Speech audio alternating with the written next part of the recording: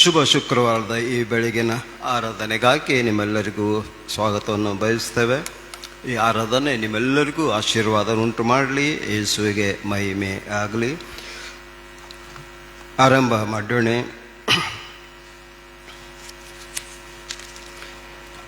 ನಾವು ನೋಡಿದ ಸಂಗತಿಯನ್ನು ನಮ್ಮಲ್ಲಿ ಯಾರು ನಂಬಿದರು? ಯೆಹೋವನ ಬಾಹು ಯಾರಿಗೆ ಗೋಚರವಾಗಿತ್ತು? ಒಣನೆಲದೊಳಗೆ ಬೇರಿಂದ ಹೊರಡುವ ಅಂಕುರದಂತೆಯೂ ಬುಡದಿಂದ ಒಡೆಯುವ ಚಿಗುರನ ಹಾಗೂ ಇದ್ದನು. ಅವನು ಯೆಹೋವನ ದೃಷ್ಟಿಯಲ್ಲಿ ಬೆಳೆದನು. ಅವನಲ್ಲಿ ಯಾವ ಅಂದಚಂದಗಳೂ ಇರಲಿಲ್ಲ. ನಾವು ಅವನನ್ನು ನೋಡಿದಾಗ ನೋಡತಕ್ಕ ಯಾವ ಲಕ್ಷಣವೂ ಕಾಣಲಿಲ್ಲ. ನಮ್ಮ ಆರಂಭವೂ ತಂದೆ, ಮಗ ಮತ್ತು ಪರಿಶುದ್ಧಾತ್ಮನ ತ್ರೈಕ ನಾಮದಲ್ಲಿ ಉಂಟಾಗಲಿ. ಆಮೇನ್. ನಾವು ಆರಾಧನೆಯನ್ನು ಮುಂದುವರಿಸುವ ಹಾಗೆ ಸಂಗೀತದಲ್ಲಿ 73ನೇ ಸಂಗೀತ ಹಾಡಿಕೊಳ್ಳೋಣ. ಸಂಗೀತದಲ್ಲಿ 73ನೇ ಸಂಗೀತ ಮೊದಲಿನ 3 ಚರಣಗಳನ್ನು ಮಾತ್ರ ನಾವು ಹಾಡಿಕೊಳ್ಳೋಣ. ಮಹತ್ವವುಳ್ಳ ರಾಜನ ಶಿಲುಬೆ ಶ್ರಮೆ ನೋಡಲೆ, ಈ ಲೋಕದ ಆಶೆ ಗರ್ವವ ಸಂಪೂರ್ಣ ತ್ಯಾಜ್ಯ ಮಾಡುವೆ. ಮೊದಲಿನ 3 ಚರಣಗಳನ್ನು ಮಾತ್ರ ಹಾಡಿಕೊಳ್ಳೋಣ.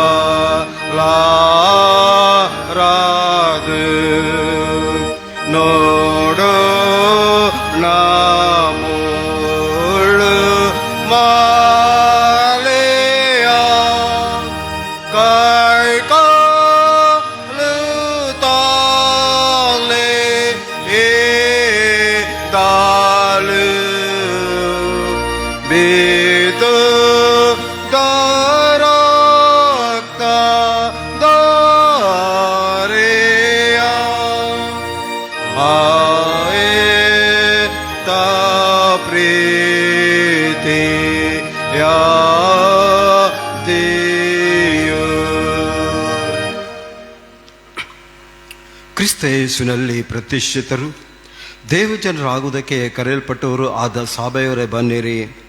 ನಮ್ಮ ರಕ್ಷಣೆ ನಿಮಿತ್ತವಾಗಿ ತನ್ನ ಒಬ್ಬನಾಗಿ ಹುಟ್ಟಿದ ಮಗನನ್ನು ದಾನ ಮಾಡಿದ ನಮ್ಮ ಪರಮ ಪವಿತ್ರನೂ ಸರ್ವಸ್ತುತಿ ಪಾತ್ರನೂ ಆಗಿರುವ ದೇವರನ್ನು ಭಯ ಭಕ್ತಿಯಿಂದ ಆರಾಧಿಸೋಣ. ಅಪಾರ ಪ್ರೀತಿಯುಳ್ಳ ನಮ್ಮ ದಯಾಳು ಪ್ರಭುವಾದ ಯೇಸು ಕ್ರಿಸ್ತನನ್ನು ಸ್ತುತಿಸಿ ಘನಪಡಿಸೋಣ. ಆತನು ತನ್ನ ಅತ್ಯಧಿಕವಾದ ಕೃಪೆಯಿಂದ ನಮಗೋಸ್ಕರ ಸತ್ತು ಉಣಲ್ಪಟ್ಟನು, ಆದರೆ ದೇವರ ಬಲಾತಿಶಯದಿಂದ ಮಹಿಮೆಯಲ್ಲಿ ಎಬ್ಬಿಸಲ್ಪಟ್ಟನು. ನಾವು ಈ ಆರಾಧನೆ ಕಾಲದಲ್ಲಿಯೂ ನಮ್ಮ ಜೀವಮಾನದ ಎಲ್ಲ ದಿವಸಗಳಲ್ಲಿಯೂ ಆತನ ಮರಣದ ಮೂಲಕವಾಗಿ ಜೀವಿಸರಿಗೆ ತಕ್ಕಂತೆ ಆತನನ್ನು ಸ್ತುತಿಸಿ ಸೇವಿಸೋಣ. ಅದೇ ಸಮಯದಲ್ಲಿ ನಾವು ಪಾಪ ಮಾಡಿರುವವರು ತಂದೆಯಾದ ದೇವರ ಪವಿತ್ರ ಸನ್ನಿಧಿಯಲ್ಲಿ ನಿಲ್ಲುವುದಕ್ಕೆ ಅಯೋಗ್ಯರು ಎಂಬುದು ನೆನಪು ಮಾಡಿಕೊಂಡು ನಿಜವಾದ ಪಶ್ಚಾತ್ತಾಪದಿಂದ ನಮ್ಮ ಪಾಪಗಳನ್ನು ಹೀಗೆ ಅರಿಕೆ ಮಾಡೋಣ. ಪಾಪದ ಅರಿಕೆಯನ್ನು ಅನುಸರಿಸೋಣ. ದಯವಿಟ್ಟು ಸಭೆಯವರು ನನ್ನನ್ನು ಅನುಸರಿಸಲು ವಿನಂತಿ. ದೇವರೇ, ನಿತ್ಯನೂ ಸರ್ವಶಕ್ತನೂ ಆದ ತಂದೆಯೇ, ನಾವು ಕೆಡುಕನ್ನು ಮೆಚ್ಚುವ ಪಾಪಿಗಳಾಗಿದ್ದೇವೆಂದು ಪವಿತ್ರ ಪ್ರಭಾವಯುಕ್ತನಾದ ನಿನ್ನೆದುರಿನಲ್ಲಿ ಅರಿಕೆ ಮಾಡುತ್ತೇವೆ. ನಾವಾಗಿ ಒಳ್ಳೆಯದನ್ನು ಮಾಡುವುದಕ್ಕೆ ಅಶಕ್ತರು. ನಿನ್ನ ಪವಿತ್ರವಾದ ಕಟ್ಟಳೆಗಳನ್ನು ಪ್ರತಿದಿನ ಅನೇಕ ವಿಧವಾಗಿ ಮೀರುತ್ತಾ ನಿನ್ನ ನೀತಿಯುಳ್ಳ ತೀರ್ಪನ್ನು ನಮ್ಮ ಮೇಲೆ ಬರಮಾಡಿಕೊಳ್ಳೋರಾಗಿದ್ದೇವೆ. ನಿನಗಿರೋಧವಾಗಿ ಪಾಪ ಮಾಡಿರುವುದನ್ನು ನೆನೆದು ದುಃಖದಿಂದ ಕಣ್ಣೀರಿಡುತ್ತೇವೆ. ನಮ್ಮ ಪಾಪಗಳು ನಾವು ದಂಡನೆಗೆ ಪಾತ್ರರೆಂದು ನಾವೇ ನಮ್ಮ ನಿಜವಾದ ಪಶ್ಚಾತ್ತಾಪದ ಮೂಲಕ ತೀರ್ಮಾನಿಸರಾಗಿದ್ದೇವೆ. ಹೀಗಿರುವುದರಿಂದ ನಮ್ಮ ಒಂದೇ ಆಧಾರವಾಗಿರುವ ನಿನ್ನ ಕರುಣೆಯ ನಿಮಿತ್ತವಾಗಿ ನಮ್ಮನ್ನು ಕನಿಕರಿಸಬೇಕೆಂದು ಪ್ರಾರ್ಥಿಸುತ್ತೇವೆ. ಎಲ್ಲ ಒಳ್ಳೆತನಕ್ಕೆ ಮೂಲನಾದ ದೇವರೇ, ಕನಿಕರುಳ ತಂದೆಯೇ, ಕೃಪಣಾವಸ್ಥೆಯಿಂದ ನಮ್ಮನ್ನು ಬಿಡಿಸು. ನಿನ್ನ ಕುಮಾರನು ನಮ್ಮ ರಕ್ಷಕನೂ ಆಗಿರುವ ಆ ಒಬ್ಬ ಪವಿತ್ರನ ನಿಮಿತ್ತವಾಗಿ ನಮ್ಮ ಪಾಪ ಕಳೆಗಳನ್ನೆಲ್ಲ ತೊಳೆದು ನಮ್ಮನ್ನು ಶುದ್ಧ ಮಾಡು. ನಾವು ನಮ್ಮ ಪಾಪಗಳನ್ನು ತಿಳಿದುಕೊಂಡು ಅವುಗಳನ್ನು ಬಿಟ್ಟು ಬಿಟ್ಟು ನಿನಗೆ ಮೆಚ್ಚುಗೆಯಾಗುವ ನೀತಿ ಪವಿತ್ರತೆಗಳ ಫಲವನ್ನು ಕೊಡುವ ಹಾಗೆ ನಮಗೆ ನಿನ್ನ ಪವಿತ್ರಾತ್ಮನನ್ನು ದಯಪಾಲಿಸಬೇಕೆಂದು ನಮ್ಮ ಪ್ರಭುವಾದ ಯೇಸು ಕ್ರಿಸ್ತನ ಮೂಲಕವಾಗಿ ಬೇಡಿಕೊಳ್ಳುತ್ತೇವೆ. ಆಮೇನ್. ಪಾಪಗಳಿಗಾಗಿ ಪಶ್ಚಾತ್ತಾಪಪಟ್ಟು ಪಾಪ ಕ್ಷಮೆಯನ್ನು ದೇವರ ಕೃಪೆಯನ್ನು ಬಯಸುವವರೇ, ನೀವೆಲ್ಲರೂ ಸುವಾರ್ತೆಯಲ್ಲಿರುವ ಆದರಣೆ ವಾಕ್ಯವನ್ನು ಕೇಳಿರಿ. ಪ್ರಭು ತಾನೇ ನಿಮಗೆ ಹೇಳುವುದೇನೆಂದರೆ, ನನ್ನ ಬಳಿಗೆ ಬರುವವನನ್ನು ನಾನು ತಳ್ಳಿಬಿಡುವುದೇ ಇಲ್ಲ. ನಿಮ್ಮ ಪಾಪಗಳನ್ನು ನಿಮ್ಮ ದುಷ್ಕೃತ್ಯಗಳನ್ನು ನನ್ನ ನೆನಪಿಗೆ ಎಂದಿಗೂ ತರುವುದಿಲ್ಲ. ನಿಮ್ಮ ಪಾಪಗಳು ಕಡು ಕೆಂಪಾಗಿದ್ದರೂ ಹಿಮದ ಹಾಗೆ ಬಿಳುಪಾಗುವವು, ಕಿರುಮಂಜಿ ಬಣ್ಣವಾಗಿದ್ದರೂ ಉಣ್ಣಿಯಂತೆ ಬೆಳ್ಳಗಾಗುವವು. ಇದಲ್ಲದೆ ನಾನು ನಿಮ್ಗೆ ಹೊಸ ಮನಸ್ಸನ್ನು ಕೊಡುವೆನು, ನನ್ನ ಆತ್ಮವನ್ನು ನಿಮ್ಮಲ್ಲಿ ನೆಲೆಸಿರುವಂತೆ ಅನುಗ್ರಹಿಸಿ ನೀವು ನನ್ನ ನಿಯಮಗಳನ್ನು ಅನುಸರಿಸುವ ಹಾಗೆ ಮಾಡುವೆನು. ನೀವು ನನ್ನ ವಿಧಿಗಳನ್ನು ಕೈಕೊಂಡು ಆಚರಿಸುವಿರಿ. ಆದರೆ ಪಶ್ಚಾತ್ತಾಪ ಪಡೆದವರಿಗೆ ದೇವರ ವಾಕ್ಯವು ಹೇಳುವುದೇನೆಂದರೆ, ಮಾತನಾಡ್ತಿರುವ ಆತನ ಮಾತನ್ನು ಕೇಳಲವೆಂದು ನೀವು ಹೇಳಬಾರದು. ಭೂಮಿ ಮೇಲೆ ದೈವೋಕ್ತಿಗಳಾಡಿದವನಿಗೆ ಕಿವಿಗೊಡ ಮನಸ್ಸಿಲ್ಲದೆ ಇದ್ದ ಇಸ್ರಾಯೇಲರು ದಂಡನೆಗೆ ತಪ್ಪಿಸಿಕೊಳ್ಳದಿದ್ದರೆ, ಪರಲೋಕದಿಂದ ಮಾತನಾಡುವವನಿಗೆ ನಾವು ಕಿವಿಗೊಡ ಮನಸ್ಸಿಲ್ಲದೆ ತೊಲಗಿದರೆ ಹೇಗೆ ತಪ್ಪಿಸಿಕೊಂಡೆವು? ನನ್ನ ಜೀವಿತಾಣೆ ದುಷ್ಟನ ಸಾವಿನಲ್ಲಿ ನನಗೆ ಲೇಷವಾದರೂ ಸಂತೋಷವಿಲ್ಲ. ಅವನು ತನ್ನ ದುರ್ಮಾರ್ಗವನ್ನು ಬಿಟ್ಟು ಬಾಳುವುದೇ ನನಗೆ ಸಂತೋಷ ಎಂದು ಪ್ರಭುವಾದ ಯೆಹೋವನು ನುಡಿಯುತ್ತಾನೆ. ಆಮೇನ್. ದೇವರಿಗೆ ಕೃತಜ್ಞತಾಸ್ತುತಿಯನ್ನು ಸಲ್ಲಿಸೋಣ.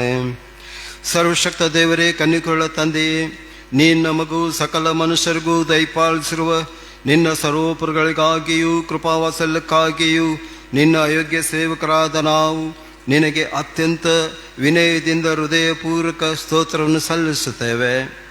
ನೀನು ನಮ್ಮನ್ನು ಸೃಷ್ಟಿಸಿ ಕಾಪಾಡುತ್ತಾ ಈ ಜೀವಮಾನಕ್ಕೆ ಬೇಕಾದ ಎಲ್ಲ ಮೇಲುಗಳನ್ನು ಅನುಸರಿಸುತ್ತಾ ಬಂದಿರುವುದಕ್ಕಾಗಿ ನಿನಗೆ ಸ್ತೋತ್ರ. ಇದೆಲ್ಲದಕ್ಕಿಂತ ಹೆಚ್ಚಾಗಿ ನಮ್ಮ ಪ್ರಭುವಾದ ಯೇಸು ಕ್ರಿಸ್ತನ ಮೂಲಕ ಲೋಕ ರಕ್ಷಣೆ ಉಂಟು ಮಾಡಿದ ನಿನ್ನ ಅಪರಿಮಿತ ಪ್ರೀತಿಗಾಗಿ ನಿನಗೆ ಸ್ತೋತ್ರ. ನಿನ್ನ ಪವಿತ್ರ ವಾಕ್ಯಕ್ಕಾಗಿಯೂ ಪರಿಶುದ್ಧ ಸಂಸ್ಕಾರಗಳಿಗಾಗಿಯೂ ನಮ್ಮ ಪ್ರಭುವಾದ ಯೇಸು ಕ್ರಿಸ್ತನ ಮೂಲಕ ನೀನು ನಮ್ಮಲ್ಲಿ ಹುಟ್ಟಿಸಿರುವ ನಿತ್ಯ ಜೀವದ ನಿರೀಕ್ಷೆಗಾಗಿಯೂ ನಿನಗೆ ಸ್ತೋತ್ರ. ಪ್ರಾರ್ಥಿಸೋಣ. ಪ್ರಭುವೇ, ನಿರ್ಮಲವುಳ್ಳ ತುಟಿಗಳನ್ನು, ಶುದ್ಧವಾದ ನಿರ್ದೋಷ ಹೃದಯವನ್ನು ನಮಗೆ ದಯಪಾಲಿಸು. ನಮ್ರತೆ, ಸಹನಶೀಲ, ಆತ್ಮಸಂಯಮ, ನೀತಿ, ಧೈರ್ಯಗಳನ್ನು ಕೊಡು. ಜ್ಞಾನ ವಿವೇಕಗಳ ಆತ್ಮವನ್ನು, ದಯೆ ಆತ್ಮವನ್ನು, ನಿನಗೆ ಭಯಪಟ್ಟು ನಿನ್ನ ಭಕ್ತಿಯಲ್ಲಿ ನಡೆಯುವ ಆತ್ಮವನ್ನು ಅನುಗ್ರಹಿಸು. ನಿನ್ನ ಸಂಧಾನದಲ್ಲಿ ನಾವು ಜಜ್ಜಿ ಹೋದ ಮತ್ತು ಕುಗ್ಗಿದ ಮನಸ್ಸುಳರಾಗುವಂತೆಯೂ ನಿನ್ನ ಪ್ರೇಮವನ್ನು ಅಲ್ಲದೆ ಇನ್ಯಾವುದನ್ನು ಹೆಚ್ಚಾಗಿ ಅಪೇಕ್ಷಿಸದಂತೆಯೂ ನಿನ್ನ ಕರುಣೆಯನ್ನು ನಮಗೆ ಅನುಗ್ರಹಿಸಬೇಕೆಂದು ನಮ್ಮ ಪ್ರಭುವಾದ ಯೇಸು ಕ್ರಿಸ್ತನ ಮೂಲಕ ದೀನತೆಯಿಂದ ಬೇಡಿಕೊಳ್ಳುತ್ತೇವೆ. ಆಮೇನ್. ದಯವಿಟ್ಟು ಸಭೆಯ ಕೂತ್ಕೊಳ್ರಿ. ಈಗ ನಾವು ಹಾಡುವಂಥ ಸಂಕೀರ್ತನೆಯಲ್ಲಿ 70ನೇ ಸಂಕೀರ್ತನೆ ಮೊದಲಿನ 2 ಚರಣಗಳನ್ನು ಹಾಡಿಕೊಳ್ಳೋಣ. ನಂತರ ಶುಭ ಶುಕ್ರವಾರದ ಬೆಳಗಿನ ಆರಾಧನೆಗಾಗಿ ನೇಮಕವಾಗಿರುವಂಥ ಹಳೆಯ ಉಂಬಡಿಕೆಯ ವೇದ ಪಾರಾಯಣ ವಾಕ್ಯ ಓದಲ್ಪಡ್ತದೆ. ಸಂಕೀರ್ತನೆ 70 ಮೊದಲಿನ 2 ಚರಣ ಮಾತ್ರ ಹಾಡಿಕೊಳ್ಳೋಣ.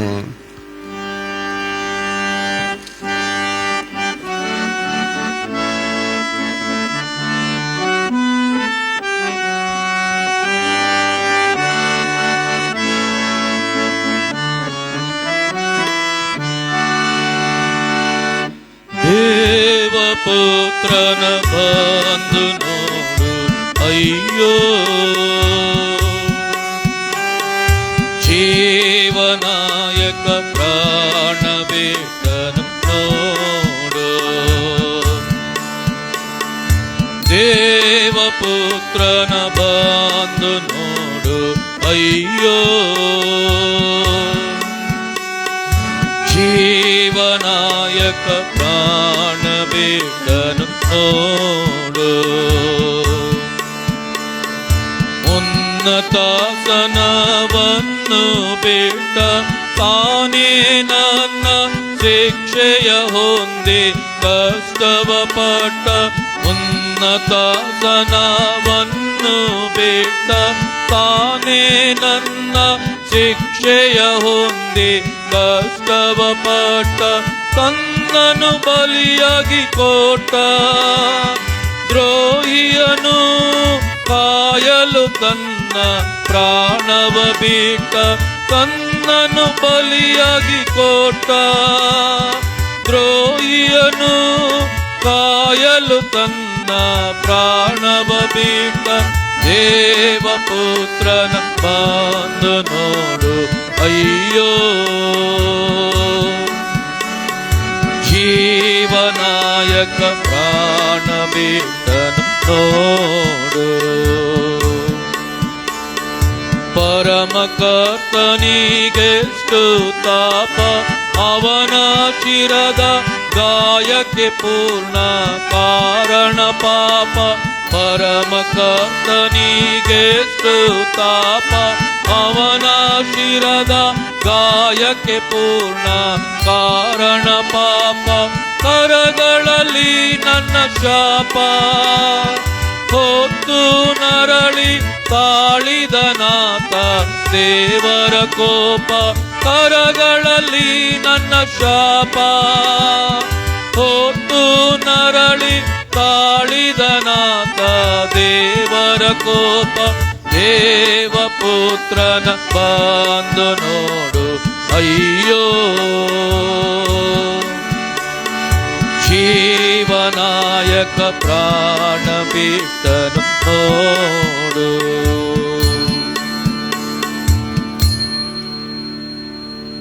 ಶುಭ ಶುಕ್ರವಾರದ ಆರಾಧನೆಗೆ ನೇಮಕವಾದ ವೇದ ಪಾರಾಯಣ ಪಾಠದ ಮೊದಲನೆಯ ಭಾಗವು ಹಳೆ ಒಡಂಬಡಿಕೆಯಲ್ಲಿ ವಿಮೋಚನಾ ಕಾಂಡ 12ನೇ ಅಧ್ಯಾಯ 11ರಿಂದ 17ರವರೆಗೆ.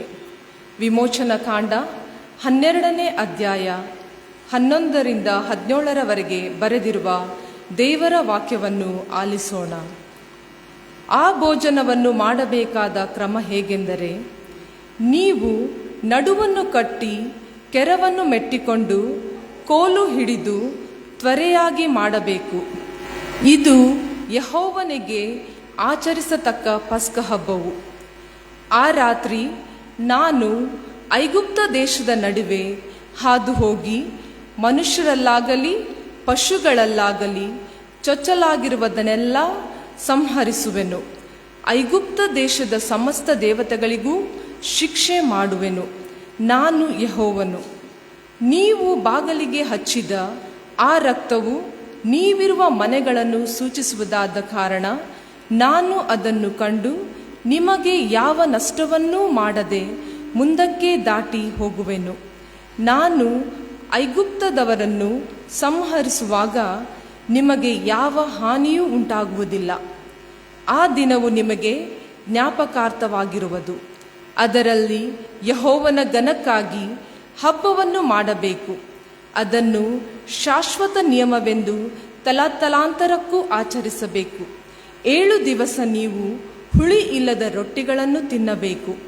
ಮೊದಲನೆಯ ದಿನದಲ್ಲಿಯೇ ಹುಳಿ ಹಿಟ್ಟನ್ನೆಲ್ಲ ನಿಮ್ಮ ಮನೆಗಳೊಳಗಿಂದ ತೆಗೆದು ಬಿಡಬೇಕು.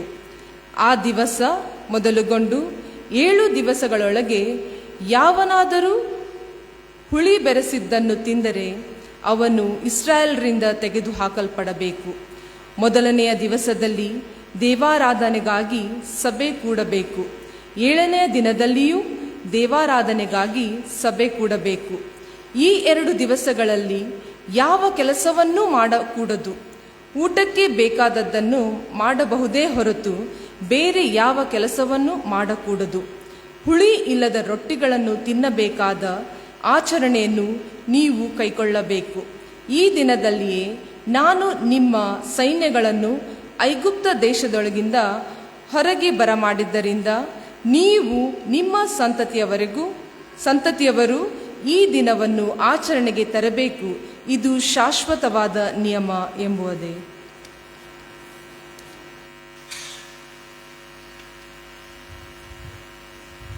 ಹೊಸ ಒಡಂಬಡಿಕೆ ವೇದ ಪಾರಾಯಣ ಓದೋಕ್ಕಿಂತ ಪೂರ್ವದಲ್ಲಿ ಸಂಕೀರ್ತನೆಯಲ್ಲಿ 73ನೇ ಸಂಕೀರ್ತನೆ ಮೊದಲಿನ 2 ಚರಣಗಳನ್ನು ಮಾತ್ರ ಹಾಡಿಕೊಳ್ಳೋಣ. ಸಂಕೀರ್ತನೆ 73 ಮೊದಲನೇ 2 ಚರಣ, ನಂತರ ಹೊಸ ಒಡಂಬಡಿಕೆ ವೇದ ಪಾರಾಯಣ ವಾಕ್ಯ ಓದಲ್ಪಡುತ್ತದೆ.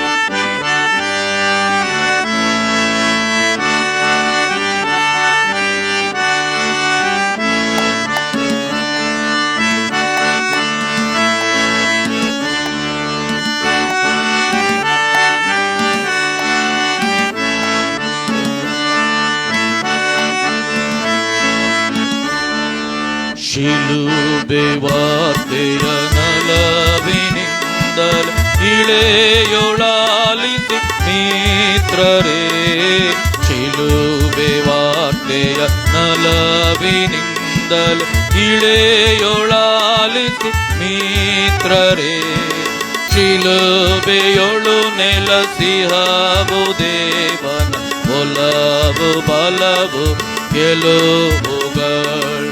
ಶಿಲುಬೆಯೊಳು ನೆಲಸಿಹವು ದೇವನ ಒಲವು ಬಲವು ಗೆಲುವುಗಳು. ಮೂಡ ಪಡವಣ ಬಡಗತೆ ಕಣ ನಾಡಿನೊಳಗಿಹ ವಾಸಿಗಳು. ಮೂಡ ಪಡುವಣ ಬಡಗತೆ ಕಣ ನಾಡಿನೊಳಗಿಹ ವಾಸಿಗಳು. ರೂಢಿಯಾಗಿಯೇ ಕೂಡುವೆಡೆಯ ಜಾಡ ತೋರ್ಪುದಿ ಶಿಲುಬೆಯು.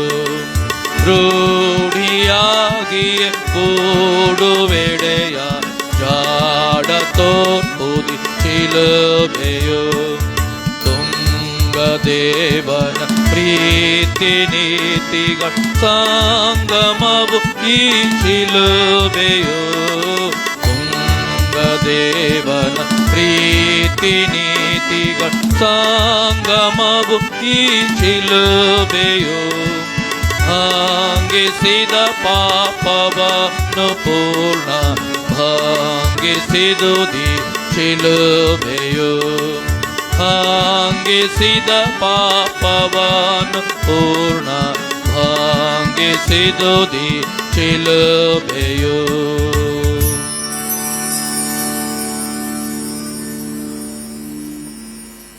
ಶುಭ ಶುಕ್ರವಾರಕ್ಕೆ ನೇಮಕವಾದ ಹೊಸ ಒಡಂಬಡಿಕೆಯ ವೇದವಚನ ಭಾಗವು ಪೌಲನು ಕೊರಿಂಥದವರಿಗೆ ಬರೆದ ಮೊದಲನೆಯ ಪತ್ರಿಕೆ 1ನೇ ಅಧ್ಯಾಯ 18ರಿಂದ 25 ವಚನಗಳವರೆಗೆ.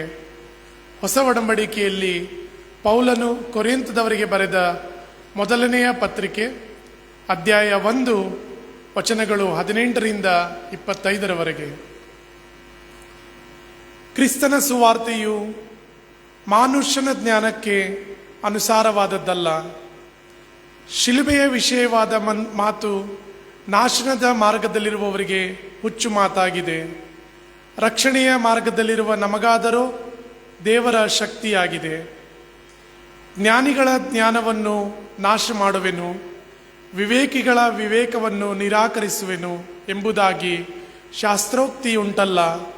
ಜ್ಞಾನಿಯು ಎಲ್ಲಿ? ಶಾಸ್ತ್ರಿಯಲ್ಲಿ, ಇಹಲೋಕದ ತರ್ಕವಾದಿಯಲ್ಲಿ. ದೇವರ ಇಹಲೋಕ ಜ್ಞಾನವನ್ನು ಹುಚ್ಚುತನವಾಗ ಮಾಡಿದ್ದಾನಲ್ಲವೇ? ಹೇಗೆಂದರೆ ಲೋಕಜ್ಞಾನವೆನಿಸುವ ಮಾರ್ಗದಿಂದ ದೇವರನ್ನು ತಿಳಿದುಕೊಳ್ಳದೆ ಹೋದದ್ದು ದೇವರ ಜ್ಞಾನದ ಸಂಕಲ್ಪವೇ. ಹೀಗಾದ ಮೇಲೆ ಹುಚ್ಚು ಮಾತು ಎಣಿಸಿಕೊಂಡಿರುವ ನಮ್ಮ ಪ್ರಸಂಗದಿಂದಲೇ ನಂಬುವವರನ್ನು ರಕ್ಷಿಸುವುದು ದೇವರಿಗೆ ಒಳಿತೆಂದು ತೋಚಿತು. ಯಹೂದ್ಯರು ಸೂಚಕ ಕಾರ್ಯಗಳನ್ನು ಕೇಳುತ್ತಾರೆ, ಗ್ರೀಕರು ಜ್ಞಾನವನ್ನು ಹುಡುಕುತ್ತಾರೆ. ನಾವಾದರೂ ಶಿಲುಬೆಗೆ ಹಾಕಲ್ಪಟ್ಟವನಾದ ಕ್ರಿಸ್ತನನ್ನು ಪ್ರಚುರಪಡಿಸುತ್ತೇವೆ. ಇಂಥ ಕ್ರಿಸ್ತನ ಸಂಗತಿಯು ಯಹೂದ್ಯರಿಗೆ ವಿಘ್ನವೂ ಅನ್ಯ ಜನರಿಗೆ ಹುಚ್ಚು ಮಾತು ಆಗಿದೆ. ಆದರೆ ದೇವರಿಂದ ಕರೆಸಿಕೊಂಡವರು ಯಹೂದ್ಯರಾಗಲಿ ಗ್ರೀಕರಾಗಲಿ ಅವರಿಗೆ ಇಂಥವನು ದೇವರ ಶಕ್ತಿಯೂ ದೇವರ ಜ್ಞಾನವೂ ಆಗಿರುವ ಕ್ರಿಸ್ತನೇ. ಲೋಕದವರು ದೇವರಲ್ಲಿ ಯಾವುದನ್ನು ಬುದ್ಧಿಹೀನತೆ ಎಂದು ಎಣಿಸುತ್ತಾರೋ ಅದು ಮನುಷ್ಯರ ಜ್ಞಾನಕ್ಕಿಂತಲೂ ಶ್ರೇಷ್ಠ ಜ್ಞಾನವಾಗಿದೆ. ಅವರು ದೇವರಲ್ಲಿ ಯಾವುದನ್ನು ಬಲಹೀನತೆ ಎಂದು ಎಣಿಸುತ್ತಾರೋ ಅದು ಮನುಷ್ಯರ ಬಲಕ್ಕಿಂತಲೂ ಬಲವುಳ್ಳದ್ದಾಗಿದೆ ಎಂಬುದೇ. ಇಲ್ಲಿಗೆ ನೇಮಕವಾದ 2 ವೇದ ಪಾರಾಯಣದ ಪಾಠದ ಭಾಗಗಳು ಮುಕ್ತಾಯವಾದವು.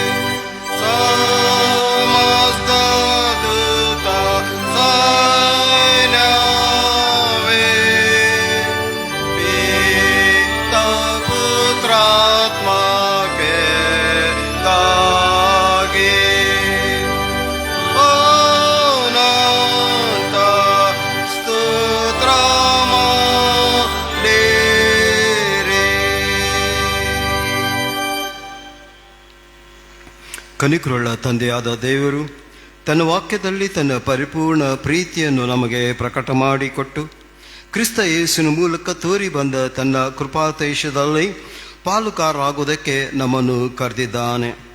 ಆದುದರಿಂದ ಆತನಲ್ಲಿಟ್ಟಿರುವ ನಿಮ್ಮ ವಿಶ್ವಾಸವನ್ನು ನನ್ನ ಕೂಡ ಅರಿಕೆ ಮಾಡಿರಿ ಎಂಬುದಾಗಿ ನಿಮ್ಮನ್ನು ಪ್ರಬೋಧಿಸ್ತೇನೆ. ನಾವೆಲ್ಲರೊಟ್ಟಾಗಿ ಅಪೋಸ್ತಲಿಕ ವಿಶ್ವಾಸ ಪ್ರಮಾಣವನ್ನು ಅರಿಕೆ ಮಾಡೋಣ. ಪರಲೋಕ ಭೂಲೋಕಗಳನ್ನು ಸೃಷ್ಟಿಸಿದ ಸರ್ವಶಕ್ತನಾಗಿರುವ ತಂದೆಯಾದ ದೇವರ ನಂಬುತ್ತೇನೆ. ಆತನ ಏಕ ಕುಮಾರನಾದ ನಮ್ಮ ಪ್ರಭುವಾದ ಯೇಸು ಕ್ರಿಸ್ತನ ನಂಬುತ್ತೇನೆ. ಈತನು ಪರಿಶುದ್ಧಾತ್ಮನಿಂದ ಕನ್ಯಾ ಮರಳ ಗರ್ಭದಲ್ಲಿ ಧರಿಸಲ್ಪಟ್ಟು ಆಕೆಯಲ್ಲಿ ಹುಟ್ಟಿ ಪೊಂತಿ ಪಿಲಾತನ ಆಧಿಪತ್ಯದಲ್ಲಿ ಶ್ರಮೆ ಹೊಂದಿ ಶಿಲುಬೆಗೆ ಜಡೆಯಲ್ಪಟ್ಟು ಸತ್ತು ಉಣಲ್ಪಟ್ಟು ಪಾತಾಳಕ್ಕೆ ಇಳಿದು ಹೋಗಿ 3ನೇ ದಿನದಲ್ಲಿ ಸತ್ತೊಳಗಿಂದ ಎದ್ದು ಬಂದನು. ಪರಲೋಕಕ್ಕೆ ಏರಿ ಹೋಗಿ ಅಲ್ಲಿ ಸರ್ವಶಕ್ತನಾಗಿರುವ ತಂದೆಯಾದ ದೇವರ ಬಲಪಾಶದಲ್ಲಿ ಕುಳಿತುಕೊಂಡಿರುತ್ತಾನೆ. ಅಲ್ಲಿಂದ ತಿರುಗಿ ಬಂದು ಬದುಕಿರೋರಿಗೂ ಸತ್ತವರಿಗೂ ನ್ಯಾಯ ತೀರಿಸುನು ಎಂಬುದು ನಂಬುತ್ತೇನೆ. ಪರಿಶುದ್ಧ ಆತ್ಮ ನಂಬುತ್ತೇನೆ. ಒಂದೇ ಪರಿಶುದ್ಧ ಕ್ರೈಸ್ತ ಸಭೆಯು, ಭಕ್ತರ ಅನ್ಯೋನ್ಯತೆಯು, ಪಾಪದ ಪರಿಹಾರವು, ದೇಹದ ಪುನರುತ್ಥಾನವು, ನಿತ್ಯ ಜೀವುಂಟು ಎಂಬುದನ್ನು ನಂಬುತ್ತೇನೆ. ಆಮೇನ್. ಸಭೆಯವರು ದಯವಿಟ್ಟು ಕೂತುಕೊಳ್ಳ್ರಿ. ಈಗ ಸಭಾಪಾಲಕರಿಂದ ಸಭಾ ಪ್ರಕಟಣೆಗಳು.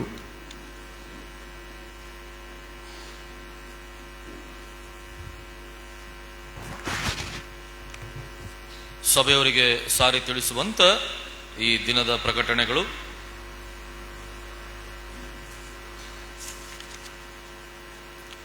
ಇಂದು ಆರಾಧನೆಯಲ್ಲಿ ಕರ್ತನ ಪವಿತ್ರ ಭೋಜನ ಸಂಸ್ಕಾರ ಆಚರಿಸಲ್ಪಡುತ್ತದೆ. ಕಾರಣ ಸಿದ್ಧಪಡಿಸಿಕೊಂಡು ಬಂದಂಥ ಸಭೆಯವರು ಈ ಪವಿತ್ರ ಸಂಸ್ಕಾರದಲ್ಲಿ ಭಾಗಿಗಳಾಗಿ ಕರ್ತನ ದಿವ್ಯಾಶೀರ್ವಾದಗಳನ್ನು ಹೊಂದಿಕೊಳ್ಳಬೇಕಾಗಿ ವಿನಂತಿಸುತ್ತೇವೆ.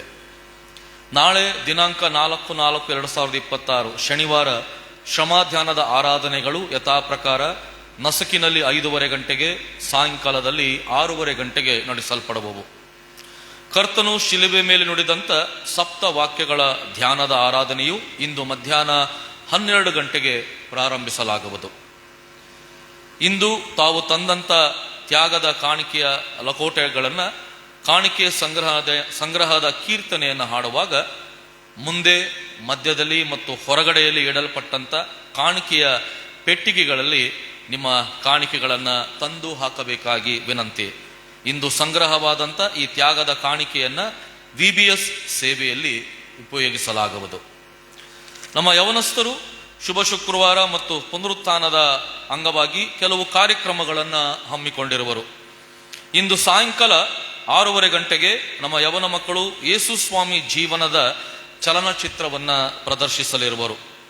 ನಾಳೆ ಶನಿವಾರ ಮಧ್ಯಾಹ್ನ 3 ಗಂಟೆಯಿಂದ ಎಲ್ಲ ವಯಸ್ಸಿನವರಿಗೆ ಯೇಸು ಸ್ವಾಮಿಯ ಶ್ರಮ, ಮರಣ, ಪುನರುತ್ಥಾನದ ವಿಷಯದ ಮೇಲೆ ಚಿತ್ರಕಲಾ ಸ್ಪರ್ಧೆಯನ್ನು ಆಯೋಜಿಸಿದ್ದಾರೆ.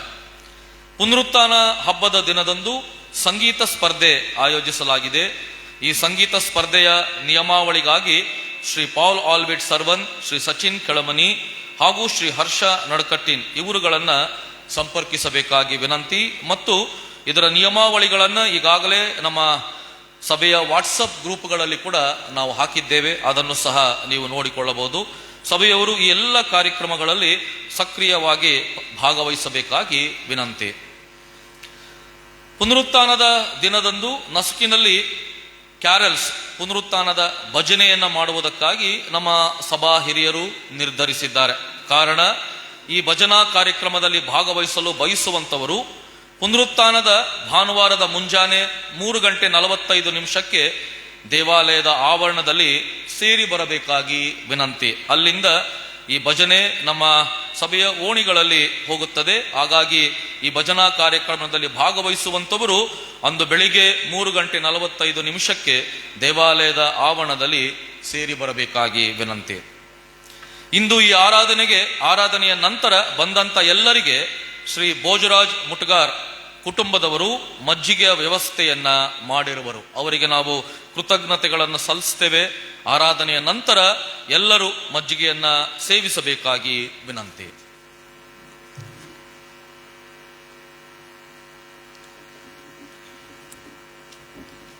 ಈಗ ನಾವು ತಂದಿರುವಂಥ ಕಾಣಿಕೆಯನ್ನು ಸಭಾಪಾಲಕರು ಹೇಳಿದ ಹಾಗೆ ಮುಂದಗಡೆ ಇಟ್ಟಂಥ ಬಾಕ್ಸ್ನಲ್ಲಿ ಸಮರ್ಪಣೆ ಮಾಡುವ ಹಾಗೆ ಸಂಕೀರ್ತನೆಯಲ್ಲಿ 65ನೇ ಸಂಕೀರ್ತನೆ ಹಾಡಿಕೊಳ್ಳೋಣ. ಬೇಕಾದಷ್ಟು ಚರಣಗಳನ್ನು ನಾವು ಹಾಡಿಕೊಳ್ಳುವಾಗ ನಮ್ಮ ಕಾಣಿಕೆಗಳನ್ನು ಸಮರ್ಪಿಸೋಣ.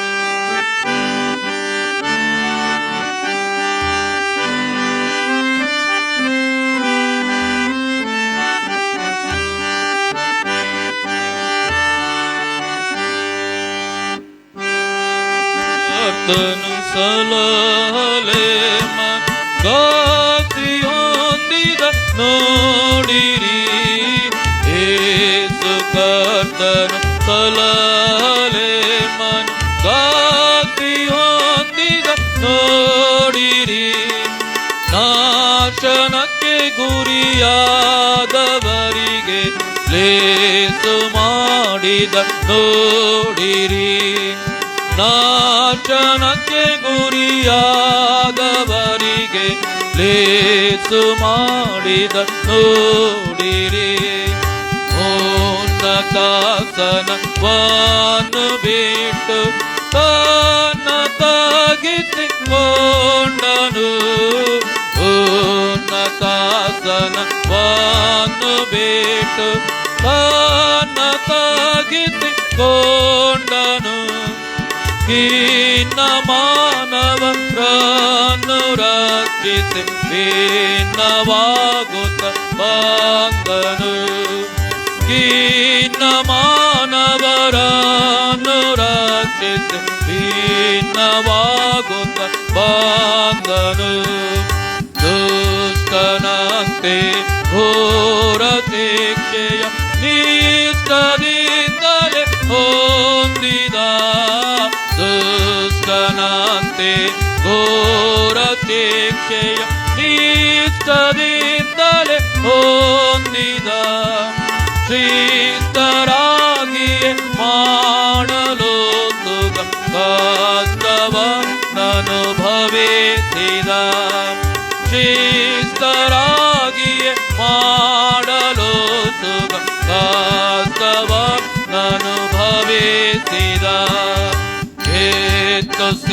ಮನೆಯಲ್ಲಿ ಶಾಪವ ಹೊತ್ತು ವ್ಯಾಕುಲ ಪಾಟನು ಮನೆಯಲ್ಲಿ ಪಾಪವ ಹೊತ್ತು ವ್ಯಾಕುಲ ಪಾಟನು ಉತ್ತಮೋತ್ತಮ ರಕ್ತ ಬೆವರನು ಮಾತೆಯಾತನು ಸುರಿದನು ಉತ್ತಮೋತ್ತಮ ರಕ್ತ ಬೆವರನು ಮಾತೆಯಾತನು ಸುರಿದನು ಕರಗಳಲ್ಲಿಯೂ ಕಾಳ್ಗಳಲ್ಲಿಯೂ ಹರಿದರುದಿರವನು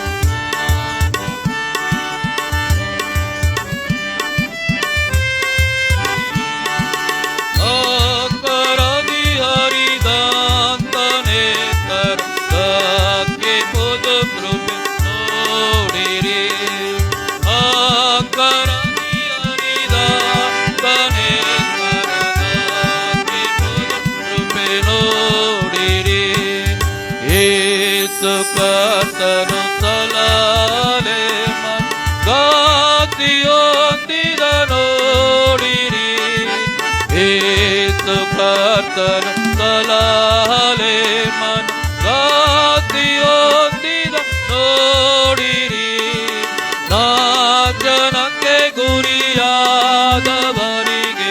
ಲೇಸು ಮಾಡಿದ ನೋಡಿರಿ ನಾಚನಕ್ಕೆ ಗುರಿಯಾದವರಿಗೆ ಲೇಸು ಮಾಡಿದ ನೋಡಿರಿ.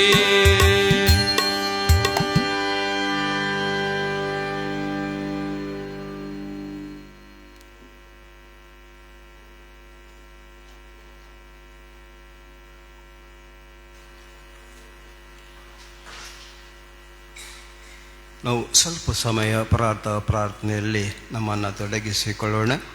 ದಯವಿಟ್ಟು ಸಭೆಯವರು ಎದ್ದು ನಿಂತುಕೊಳ್ಳಲು ವಿನಂತಿ. ಪ್ರತಿ ಒಂದು ವಿಜ್ಞಾಪನೆ ನಂತರ ಪ್ರಭುವೇ ನಮ್ಮ ಭಿನ್ನವನ್ನು ಕೇಳು ಎಂಬುದಾಗಿ ಸಭೆಯವರು ಪ್ರತ್ಯುತ್ತರವನ್ನು ನೀಡಲು ವಿನಂತಿ. ಜಾಗತಿಕ ಸಮಾಧಾನಕ್ಕಾಗಿ ಪ್ರಾರ್ಥನೆ ಮಾಡೋಣ. ಶಾಂತಿದಾಯಕನು ಸಮಾಧಾನದ ಪ್ರಭುವೂ ಆಗಿರುವಂಥ ನಮ್ಮ ಪ್ರೀತಿಯುಳ್ಳ ಯೇಸುವೆ, ಇಂದು ಜಗತ್ತಿನಲ್ಲಿ ಉಂಟಾಗುತ್ತಿರುವಂಥ ಗಲಿಬಿಲಿ ಅಸಮಾಧಾನಗಳಿಗಾಗಿಯೂ ನಡೀತಿರುವಂಥ ಯುದ್ಧಗಳಿಗಾಗಿಯೂ ನಿನ್ನಲ್ಲಿ ನಾವು ಪ್ರಾರ್ಥಿಸ್ತೇವೆ. ಇದರ ಮೂಲಕವಾಗಿ ಜಗತ್ತಿನಲ್ಲಿ ಅಶಾಂತಿ ಅಸಮಾಧಾನಗಳು ತಲೆದೋರಿ ಜನಜೀವನ ಅಸ್ತವ್ಯಸ್ತವಾಗಿರುವುದರಿಂದ ಪ್ರಭುವಾದ ಯೇಸುವೆ, ನೀನು ಜಗತ್ತಿನಲ್ಲಿ ಶಾಂತಿ ಸಮಾಧಾನವನ್ನು ಉಂಟು ಮಾಡಬೇಕೆಂಬುದಾಗಿ ನಿನ್ನಲ್ಲಿ ನಾವು ಭಿನ್ನಯಿಸುತ್ತೇವೆ. ಪ್ರಭುವೇ, ನಮ್ಮ ಭಿನ್ನವನ್ನು ಕೇಳು. ಇಂದು ಜಗತ್ತಿನಲ್ಲಿ ನಡೆಯುವಂಥ ಎಲ್ಲ ವಿಶೇಷವಾದಂಥ ಆರಾಧನೆಗಳಿಗಾಗಿ ಪ್ರಾರ್ಥಿಸೋಣ. ನಮ್ಮನ್ನು ಪ್ರೀತಿಸಿ ನಮಗೋಸ್ಕರವಾಗಿ ರಕ್ತವನ್ನು ಸುರಿಸಿ ಪ್ರಾಣನ ಕೊಟ್ಟಂಥ ನಮ್ಮ ಪ್ರೀತಿಯುಳ್ಳ ಯೇಸುವೆ, ಇಂದು ನಿನ್ನ ಪ್ರೀತಿ, ನಿನ್ನ ತ್ಯಾಗ, ನಿನ್ನ ಕ್ಷಮೆ, ನಿನ್ನ ಸೇವೆಯನ್ನು ನೆನಪು ಮಾಡಿಕೊಂಡು ನೀನು ಅನುಭವಿಸಿದಂಥ ಹಿಂಸೆ ಮರಣವನ್ನು ನೆನಪು ಮಾಡಿಕೊಂಡು ಇಂದು ಜಗತ್ತಿನಲ್ಲಿ ಎಲ್ಲ ಕಡೆ ಸ್ವಾಮಿ ನಿನ್ನನ್ನು ಆರಾಧನೆ ಮಾಡ್ತಿರುವಂಥ ಸಭೆಗಳಿಗಾಗಿ ಪ್ರಾರ್ಥಿಸ್ತೇವೆ. ಎಲ್ಲ ಸಭೆಗಳನ್ನು ಆಶೀರ್ವಾದ ಮಾಡು, ಸಭೆಯವರನ್ನು ಆಶೀರ್ವಾದ ಮಾಡು. ಪ್ರತಿಯೊಂದೊಂದು ಸಭೆಗಳಲ್ಲಿ ದೇವರೇ ನಿನಗೆ ಮಹಿಮೆ ಉಂಟಾಗಲಿ ಎಂಬುದಾಗಿ ನಿನ್ನಲ್ಲಿ ನಾವು ಪ್ರಾರ್ಥಿಸ್ತೇವೆ. ಪ್ರಭುವೇ, ನಮ್ಮ ಭಿನ್ನವನ್ನು ಕೇಳು. ನಮ್ಮ ಸಭೆಗಾಗಿ ಪ್ರಾರ್ಥಿಸೋಣ. ತಂದೆಯ ದೇವರೇ, ನೀನು ಪ್ರೀತಿಯಿಂದ ಕೊಡಲ್ಪಟ್ಟಂಥ ನಮ್ಮ ಸಭೆಗಾಗಿ ಸ್ತೋತ್ರ ಸಲ್ಲಿಸ್ತೇವೆ. ನಿನ್ನ ಮಹಿಮೆಗಾಗಿ ನಮ್ಮ ಸಭೆಯನ್ನು ಉಪಯೋಗಿಸಿಕೊಳ್ತಿರುವಂಥ ಎಲ್ಲ ರೀತಿಗಾಗಿ ನಿನ್ನನ್ನು ಕೊಂಡಾಡುತ್ತಾ ಇಂದಿನ ವಿಶೇಷದ ಆರಾಧನೆಯಲ್ಲಿ ಸೇರಿ ಬಂದಂಥ ಭಕ್ತ ಸಮೂಹನ ಆಶೀರ್ವಾದ ಮಾಡಿದೇವರೆ. ಈ ಆರಾಧನೆ ಯೇಸುವೆ, ಅದು ನಿನಗೆ ಘನಮಾನವನ್ನು ತರಲಿಕ್ಕಾಗುವಂತೆಯೂ ನಿನ್ನ ಸೇವಕರಾಗಿರುವಂಥ ನಾವೆಲ್ಲರೂ ನಿನ್ನ ಮಹಿಮೆಗೋಸ್ಕರವಾಗಿ ಉಪಯೋಗಿಸಪಡಲಿಕ್ಕಾಗುವಂತೆಯೂ ಸಹಾಯ ಮಾಡು ಎಂದು ಭಿನ್ನಯಿಸುತ್ತೇವೆ. ನಮ್ಮ ಭಿನ್ನವನ್ನು ಕೇಳು. ಮರಣದ ಗಳಿಗೆಯನ್ನು ನೆನಪು ಮಾಡಿಕೊಳ್ಳೋಣ. ನಾವು ನಮ್ಮ ಕಡೆ ಗಳಿಗೆಯಲ್ಲಿ ಸೇರಿ ಮರಣ ಸಂಕಟ ಪಡುತ್ತಿರುವಾಗ ವಿಶ್ವಾಸದ ನಿತ್ಯ ವಿಶ್ರಾಂತಿಯಲ್ಲಿ ಸೇರುವ ಹಾಗೆಯೂ ನಮ್ಮ ಆತ್ಮಗಳು ಸಮಾಧಾನದಿಂದ ಇಹಲೋಕವನ್ನು ಬಿಡುವ ಹಾಗೆಯೂ ನಿನ್ನ ಸರ್ವಶಕ್ತ ಕೃಪೆಯಿಂದ ನಮಗೆ ಸಹಾಯ ಮಾಡಬೇಕೆಂದು ಬೇಡಿಕೊಳ್ಳುತ್ತೇವೆ.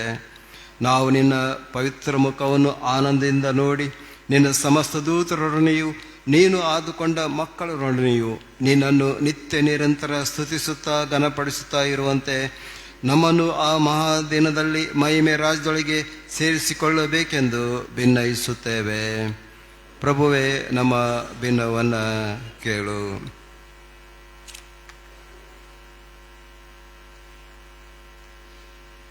ಈಗ ದೇವಸೇವಕರೊಟ್ಟಿಗೆ ನಾವು ಸಂದೇಶವನ್ನು ಕೇಳುವುದಕ್ಕೆ ಸಿದ್ಧವಾಗುವ ಹಾಗೆ ಸಂಗೀತ 74 ಆಡಿಕೊಳ್ಳೋಣ. ಸಂಗೀತ 74 ಆಡಿಕೊಳ್ಳುತ್ತಾ ದೇವರ ಸೇವಕರೊಟ್ಟಿಗೆ ಧ್ಯಾನ ಸಮಯವನ್ನು ಪ್ರವೇಶ ಮಾಡೋಣ.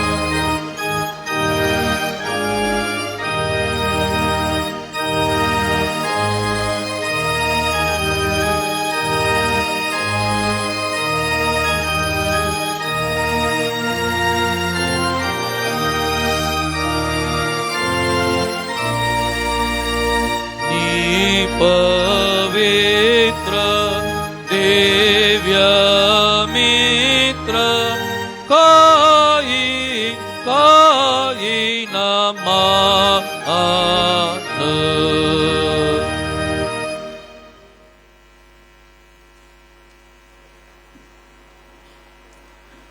ಪ್ರಾರ್ಥನೆ ಮಾಡೋಣ.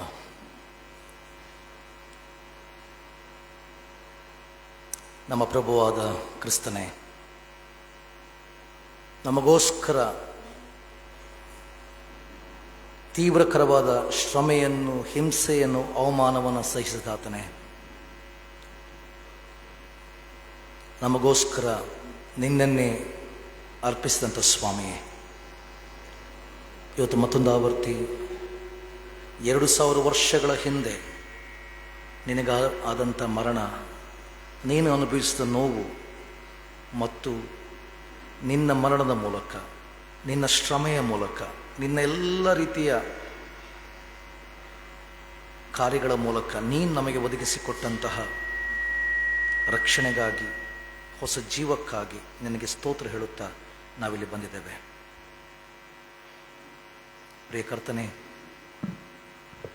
ನಿನ್ನ ಶ್ರಮೆಯನ್ನು ಅರ್ಥ ಮಾಡಿಕೊಳ್ಳಲು, ನಿನ್ನ ಶ್ರಮೆಯಲ್ಲಿ ಪಾಲುದಾರರಾಗಲು ನಮಗೆ ಸಹಾಯ ಮಾಡು.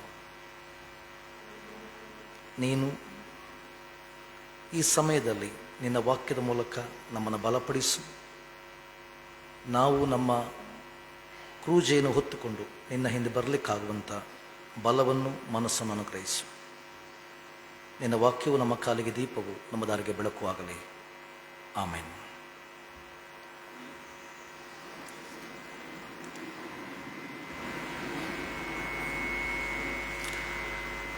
ನಿಮ್ಮೆಲ್ಲರಿಗೂ ಕೂಡ ಶುಭ ಶುಕ್ರವಾರದ ವಂದನೆಗಳು. ದೇವರು ಈ ದಿವಸದಲ್ಲಿ ಮತ್ತಷ್ಟು ತನ್ನ ಕೃಪೆಯನ್ನು, ಪ್ರೀತಿಯನ್ನು ನಿಮ್ಮ ಮೇಲೆ ಸುರಿಸಲಿ ಮತ್ತು ನೀವು ದೇವರ ಅನುಭವವನ್ನು ಇನ್ನೂ ಹೆಚ್ಚಾಗಿ ಹೊಂದುವಂತೆ ದೇವರ ಆಶೀರ್ವಾದ ಮಾಡಲಿ. ಸ್ವಲ್ಪ ಹೊತ್ತಿನ ಧ್ಯಾನಕ್ಕಾಗಿ ನಮ್ಮ ಮುಂದಿರುವಂಥ ದೇವರ ವಾಕ್ಯದ ಮಾತು, ಅದು ಮಾರ್ಕನು ಬರೆದ ಸುವಾರ್ತೆ 15ನೇ ಅಧ್ಯಾಯ ಅದರ 21ರಿಂದ 39ನೇ ವಚನದವರೆಗೆ. ಮಾರ್ಕನು ಬರೆದ ಸುವಾರ್ತೆ 15ನೇ ಅಧ್ಯಾಯ ಅದರ 21ನೇ ವಚನದಿಂದ 39ನೇ ವಚನದವರೆಗೆ. ಅಲ್ಲಿ ಈ ರೀತಿ ಬರೆಯಲ್ಪಟ್ಟಿದೆ: ಆಗ ಹೊಲದಿಂದ ಹೊರಟು ಆ ಮಾರ್ಗವಾಗಿ ಬರುತ್ತಿದ್ದ ಒಬ್ಬನನ್ನು ಆತನ ಶಿಲುಬೆಯನ್ನು ಹೊರುವುದಕ್ಕೆ ಬಿಟ್ಟಿ ಹಿಡಿದರು.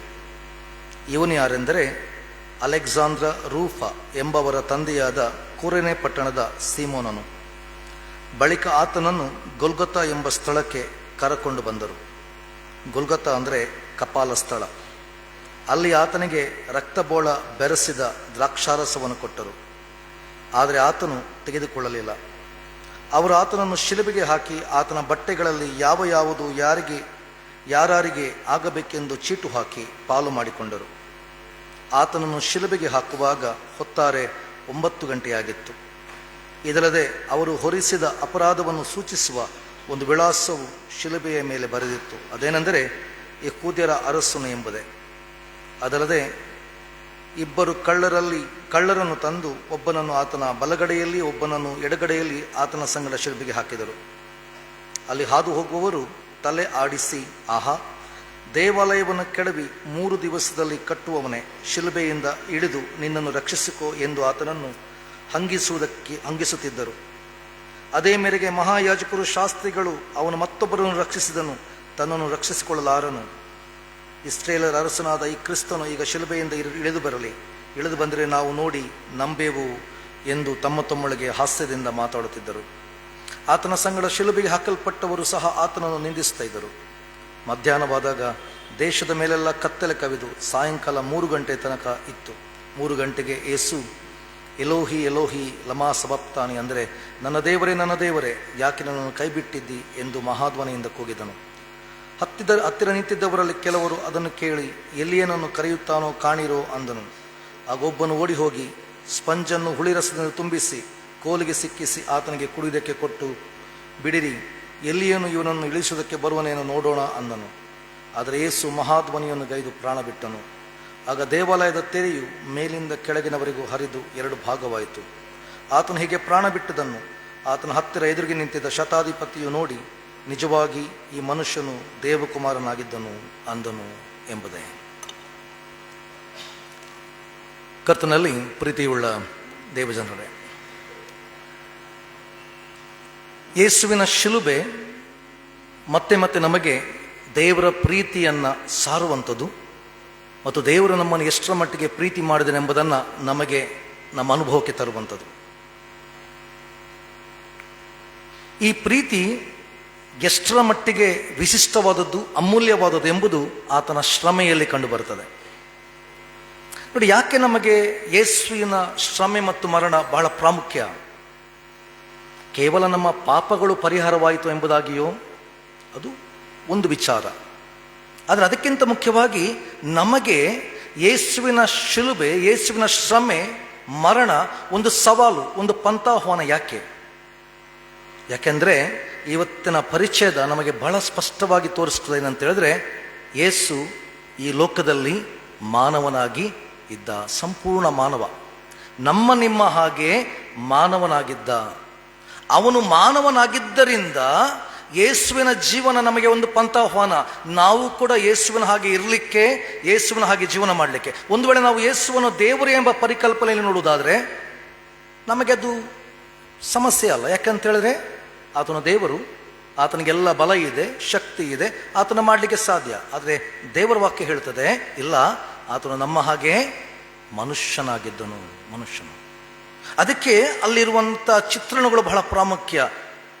ಎಲ್ಲಿಯವರೆಗೆ ಅಂತ ಹೇಳಿದ್ರೆ, ಯೇಸುವಿನ ದೈಹಿಕ ಬಲಹೀನತೆ ಎಷ್ಟರ ಮಟ್ಟಿಗೆ ಆಗಿತ್ತಂತ ಹೇಳಿದ್ರೆ, ಯೇಸುವಿಗೆ ಅವನ ಮುಂದಿರುವಂಥ ಕ್ರೂಜೆಯನ್ನು ಹೊತ್ತುಕೊಂಡು ಹೋಗುವಷ್ಟು ಬಲವೂ ಇಲ್ಲದಾಗ ಹೋಯಿತು.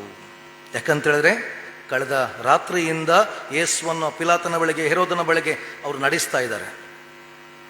ಈಗ ಯೇಸುವಿನ ದೈಹಿಕ ಸ್ಥಿತಿ ಎಷ್ಟರ ಮಟ್ಟಿಗೆ ಕುಗ್ಗಿ ಹೋಗಿದೆ ಅಂತ ಹೇಳಿದ್ರೆ, ಒಂದು ರೀತಿಯಲ್ಲಿ ಸರಿಯಾಗಿ ನಡಿಲಿಕ್ಕೆ ಆಗದಂಥ ಸ್ಥಿತಿ.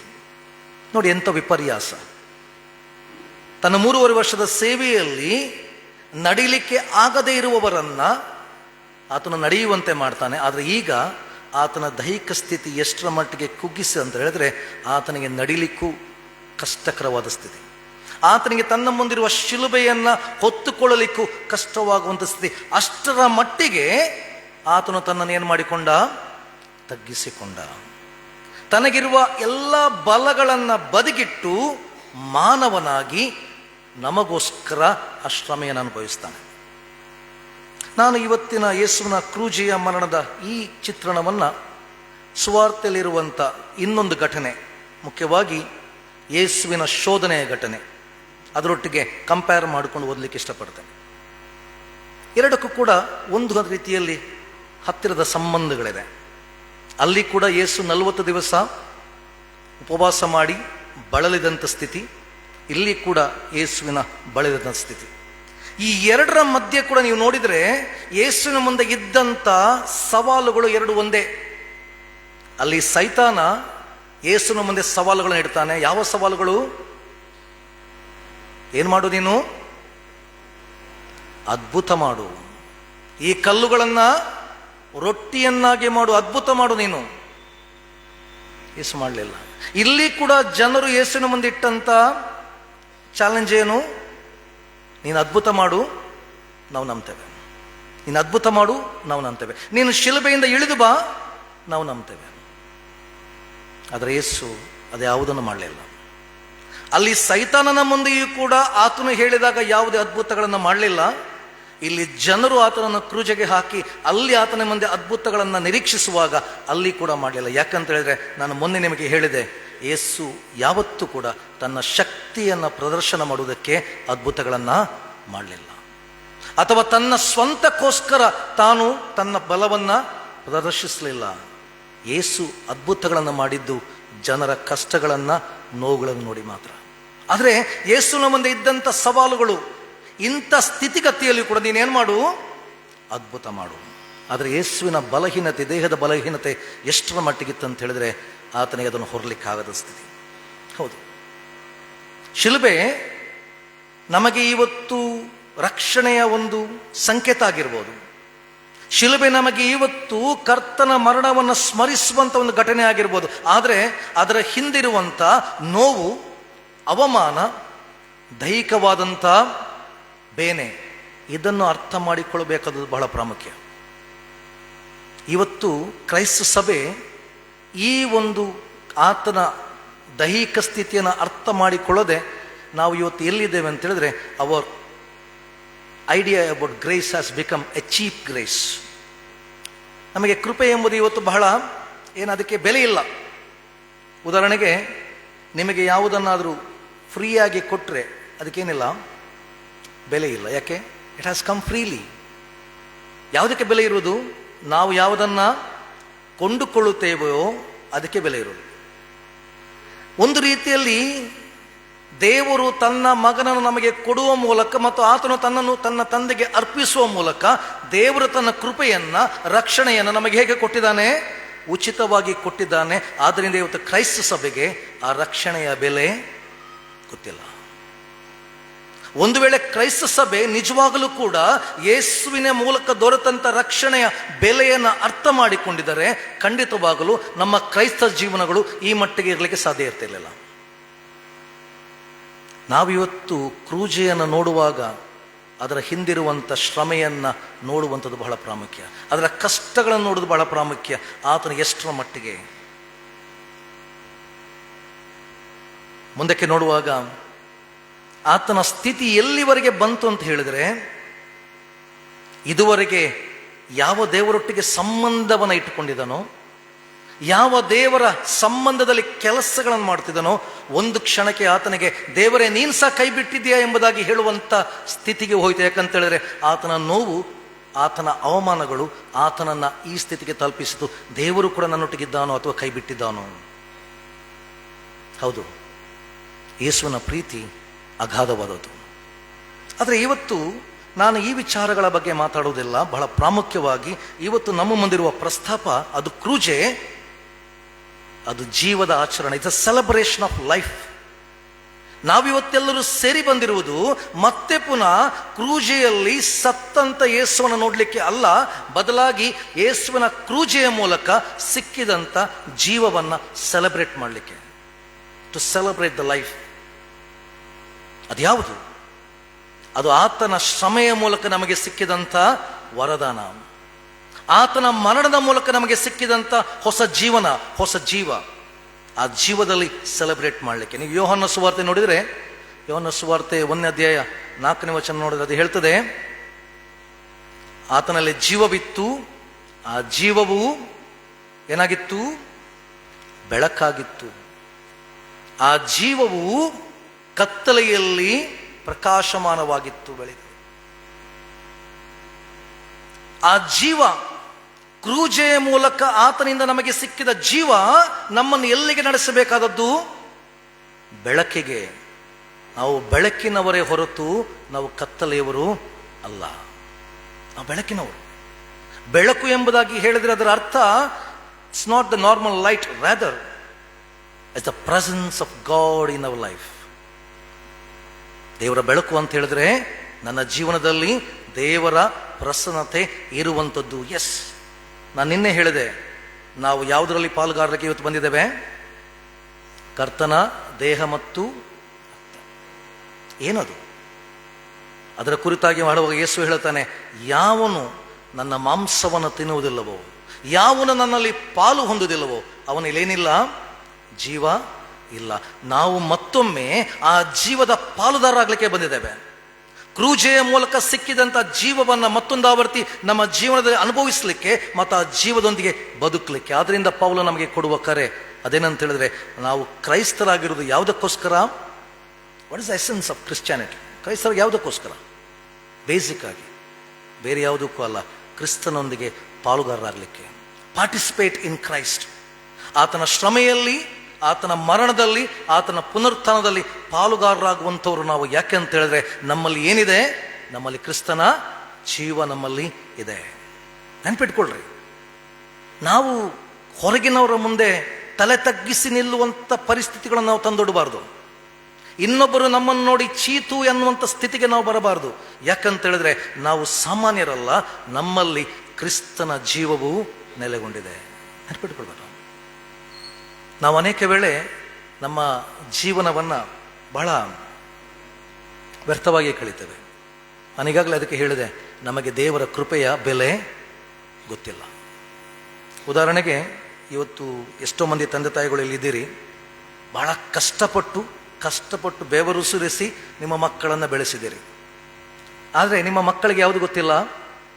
ನಿಮ್ಮ ಕಷ್ಟದ ಬೆಲೆ ಗೊತ್ತಿಲ್ಲ. ಯಾಕೆ ಅಂತ ಹೇಳಿದ್ರೆ ನೀವು ನಿಮ್ಮ ಕಷ್ಟವನ್ನು ಅವರಿಗೆ ಏನು ಮಾಡಲಿಲ್ಲ? ತೋರಿಸಲಿಲ್ಲ. ಅವರಿಗೆ ಆ ಕಷ್ಟದ ಬೆಲೆ ಗೊತ್ತಿಲ್ಲದ್ರಿಂದ ಅವರು ಇವತ್ತು ನಿಮ್ಮೊಟ್ಟಿಗೆ ಇಲ್ಲ, ನಿಮ್ಮ ಜೊತೆಯಲ್ಲಿ ಅವರು ಸ್ಪಂದಿಸುವುದಿಲ್ಲ. ಯಾಕಂತ ಹೇಳಿದ್ರೆ ಅವರಿಗೆ ಆ ಬೆಲೆ ಗೊತ್ತಿಲ್ಲ. ಹಾಗೆಯೇ ನಮಗೆ ಕ್ರಿಸ್ತನ ಮರಣದ ಬೆಲೆ ಗೊತ್ತಿಲ್ಲ. ನಮಗೆ ಬೆಲೆ ಗೊತ್ತಿಲ್ಲದ್ರಿಂದ ನಾವೇನಾಗಿದ್ದೇವೆ? ನಾವು ಅದರಲ್ಲಿ ಸರಿಯಾಗಿ ಪಾಲುದಾರರು ಆಗಲಿಲ್ಲ. ಇವತ್ತು ತಂದೆ ತಾಯಿಗಳಾದ ನಿಮಗೆ ಎಷ್ಟು ನೋವಿದೆಯೋ, ಅಯ್ಯೋ ನಾವು ಇಷ್ಟು ಕಷ್ಟಪಟ್ಟು ಬೆಳೆಸಿದ ಮಕ್ಕಳು ಇವತ್ತು ನಮ್ಮೊಟ್ಟಿಗಿಲ್ಲ, ನಮ್ಮ ಕೈಯಲ್ಲಿಲ್ಲ, ಅಥವಾ ನಮ್ಮ ಮಾತನ್ನು ಕೇಳುವುದಿಲ್ಲ ಎಂಬುದಾಗಿ ನಮಗೋಸ್ಕರ ಇಷ್ಟೆಲ್ಲ ಶ್ರಮೆಯನ್ನು ಅನುಭವಿಸಿ ತನ್ನನ್ನೇ ಕೊಟ್ಟಂಥ ಕ್ರಿಸ್ತನಿಗೆ ಇನ್ನೆಷ್ಟು ನೋವಿರಬೇಕಾ? ನೆನಪು ಮಾಡಿಕೊಳ್ಳಿ. ನಾವು ಇವತ್ತು ಆ ಕ್ರೂಜೆಯಲ್ಲಿ ಸಿಕ್ಕಿದ ಜೀವವನ್ನು ಸೆಲೆಬ್ರೇಟ್ ಮಾಡಲಿಕ್ಕೆ ಇಲ್ಲಿ ಬಂದಿದ್ದೇವೆ. ಆ ಕ್ರೂಜೆಯಲ್ಲಿ ಸಿಕ್ಕಿದಂಥ ಮಹೋನ್ನತವಾದಂಥ ಕೃಪೆಯನ್ನು ಅನುಭವ ಮಾಡಲಿಕ್ಕೆ ಬಂದಿದ್ದೇವೆ. ಆದ್ದರಿಂದ ನಾವು ಸಾಮಾನ್ಯರಲ್ಲ, ಬದಲಾಗಿ ನಾವು ಕ್ರಿಸ್ತನ ಜೀವ ಹೊಂದಿದವರು. ನಿಮ್ಮಲ್ಲಿ ಪ್ರತಿಯೊಬ್ಬರಲ್ಲಿ ಇರಬೇಕಾದ ವಿಶ್ವಾಸ ಏನಂತ ಹೇಳಿದ್ರೆ, I belong to Christ, I am celebrating the life of Jesus which is in my. ನಾನು ನನ್ನಲ್ಲಿರುವಂಥ ಕ್ರಿಸ್ತನ ಜೀವವನ್ನು ಏನು ಮಾಡುವಂಥದ್ದು? ಸೆಲೆಬ್ರೇಟ್ ಮಾಡುವಂಥದ್ದು. ಆ ಕಾರಣಕ್ಕೆ ಪೌಲ ಹೇಳ್ತಾನೆ, ಇನ್ನು ಜೀವಿಸುವನು ನಾನಲ್ಲ, ಕ್ರಿಸ್ತನು ನನ್ನಲ್ಲಿ ಜೀವಿಸ್ತಾನೆ.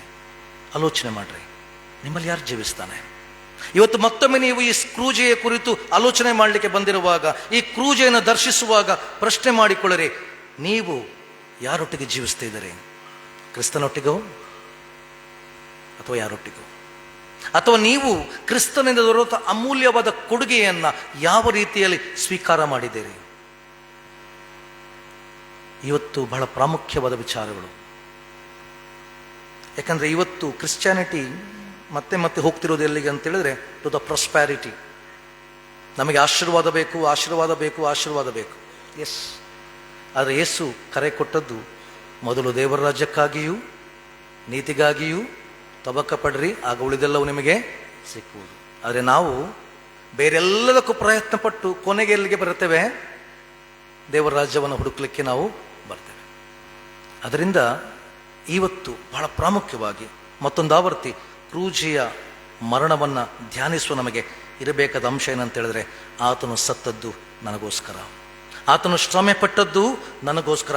ನಾನು ಇವತ್ತು ಆ ರಕ್ಷಣೆಯ ಜೀವಿತವನ್ನು ಹೊಂದಿರುವುದಾದರೆ, ನನ್ನಲ್ಲಿ ಆ ಜೀವ ಇರುವುದಾದರೆ, ಅದಕ್ಕೆ ಕಾರಣ ನನಗೋಸ್ಕರ ನಿರಪರಾಧಿಯಾದಾತ ಮರಣವನ್ನು ಹೊಂದಿದ್ದಾನೆ.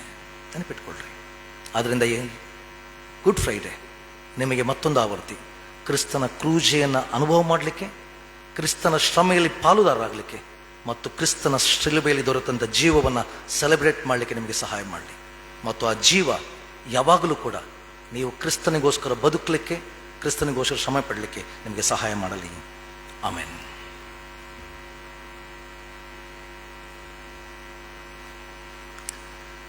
ನಾವು ಕನ್ನಡ ಸಂಗೀತಗಳಲ್ಲಿ 75ನೇ ಕನ್ನಡ ಸಂಗೀತದಿಂದ ಹಾಡೋಣ.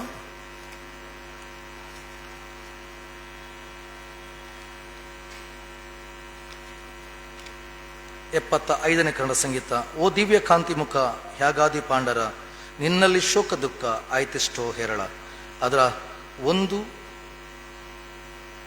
2 ಮತ್ತು 4ನೇ ಚರಣ ಹಾಡೋಣ. 1, 2 ಮತ್ತು 4ನೇ ಚರಣ.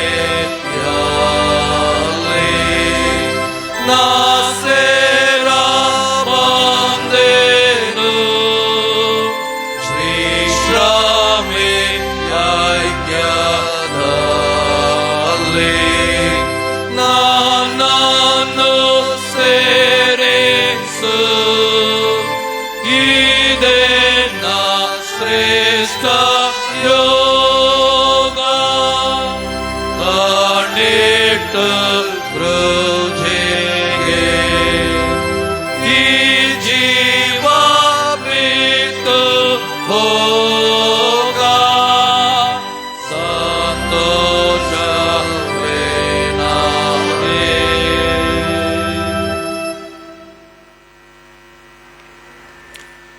ನಾವೊಂದೇ ಮನಸ್ಸಾಗಿ ಪ್ರಭು ತಾನೇ ಕಲಿಸಿದ ಪ್ರಾರ್ಥನೆ ಅರಿಕೆ ಮಾಡೋಣ.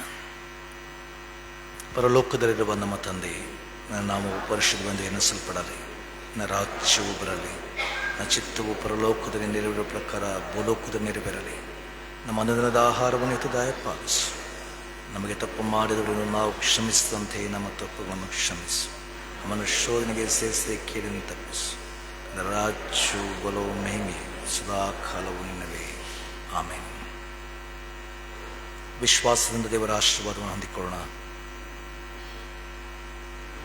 ನಮ್ಮ ಕರ್ತನಾದ ಯೇಸು ಕ್ರಿಸ್ತನ ಕೃಪೆಯ ತಂದೆಯ ದೇವರ ಪ್ರೀತಿ, ಪರಿಶುದ್ಧಾತ್ಮನ್ಯತೆ ಯಾವಾಗಲೂ ನಮ್ಮ ಸಂಗಡ ಇದ್ದು ನಾವು ಕ್ರೂಜೆಯ ಮೂಲಕ ಸಿಕ್ಕಿದ ಜೀವದಕ್ಕೆ ಅನುಗುಣವಾಗಿ ಕ್ರಿಸ್ತನಿಗಾಗಿ ಬದುಕಿ, ಕ್ರಿಸ್ತನಿಗಾಗಿ ಶ್ರಮೆಪಟ್ಟು ಸಾಯುವ ಕೃಪೆಯೆಡೆಗೆ ನಮ್ಮನ್ನು ನಡೆಸುವಂತಾಗಲಿ. ಆಮೇನ್. ನಾವು ಕನ್ನಡ ಸಂಗೀತ 76 ಅದರ 4ನೇ ಚರಣವನ್ನು ಹಾಡೋಣ. 76ನೇ ಕನ್ನಡ ಸಂಗೀತದ 4ನೇ ಚರಣ. ನಿನ್ನ ಶುದ್ಧ ರಕ್ತದಿಂದ ನನ್ನ ಪಾಪ ತೊಳೆದು.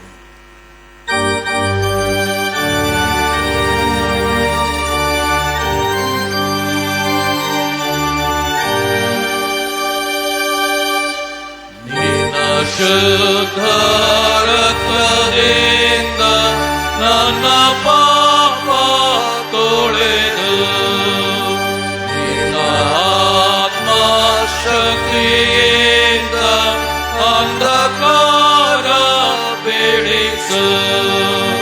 ನಿನ್ನ ನೀತಿ, ನಿನ್ನ ಪ್ರೀತಿ, ನಿನ್ನ ಪ್ರೀತಿ ನನ್ನ ನಿತ್ಯ ಸುಖವು, ನನ್ನ ನಿತ್ಯ ಸುಖವು.